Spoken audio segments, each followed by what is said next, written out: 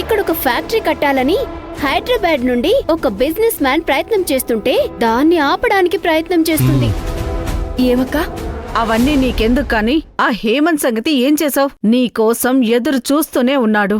చెప్పాను కదక్క, అతను నాకు ఓకే, కానీ నేను కాంపిటేటివ్ ఎగ్జామ్స్ లో సక్సెస్ అయ్యాకే పెళ్లి చేసుకుంటానని చెప్పాను కదా. కనీసం ఓకే చెప్పొచ్చు కదా. ఆలోచిద్దాం. తొందరగా ఓకే చెప్పు. చూద్దాం. పెద్దక్క చిన్నక్క నోటి నుంచి ఫస్ట్ టైం చూద్దాము అంది. ఇక రెడీ అవడమే. రామా, ఫ్యాక్టరీలొద్దు పొలాలే ముద్దు. ఫ్యాక్టరీలొద్దు పొలాలే ముద్దు. Go back Ravan, go back Ravan. Go back Ravan, go back Ravan. ఫ్యాక్టరీలు వద్దు పొలాలే ముద్దు. ఫ్యాక్టరీలొద్దు పొలాలే ముద్దు. Go back Ravan, go back Ravan. Go back Ravan, go back Ravan. Vasant అంటే ఈవిడే. ఫ్యాక్టరీలొద్దు పొలాలే ముద్దు. ఫ్యాక్టరీలొద్దు పొలాలే ముద్దు.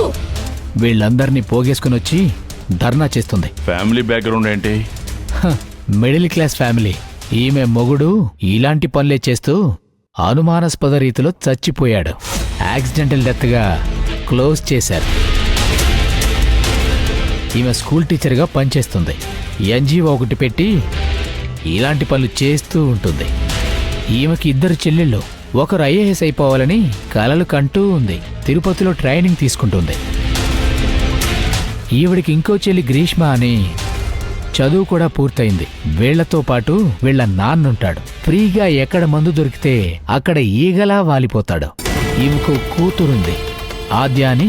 ఇదే ఆమె ఫ్యామిలీ. అయితే ఏం చేసినా ప్రశ్నించేవాళ్ళు లేరన్నమాట.